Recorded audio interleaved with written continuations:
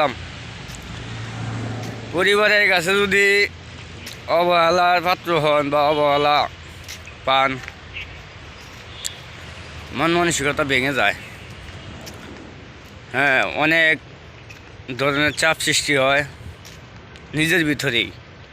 যদি পরিবারের ভিতরে বা ফ্যামিলির ভিতরে যদি অবহেলার শিকার হন বা আপনারা অবহেলা করে সবসময় বাজে ব্যবহার করে, নানান ধরনের ইঙ্গিত দিয়ে নানান ধরনের ভাবে কথাবার্তা বলে, তাহলে আপনি কিন্তু মানসিকভাবে ভেঙে যাবেন। আর আপনার মনের অবস্থাটা কীরকম হইব?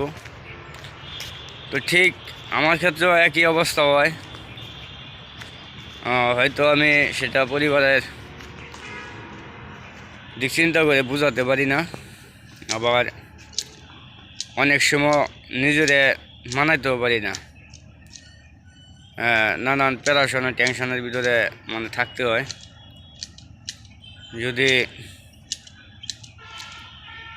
জীবন চালাতে চান, জীবন নিজের গতিতে চলতে চায়, তাহলে কারো কথা শুনবেন না বা কারো মনের দিক তাকায়া নিজের ক্ষতি ডেকে আনবেন না।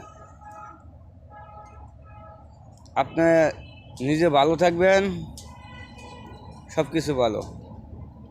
এমন কিছু কাজ করবেন না যেটা করলে পরিবার খুশি হয়, আপনি দুঃখে থাকেন, কষ্টে থাকেন।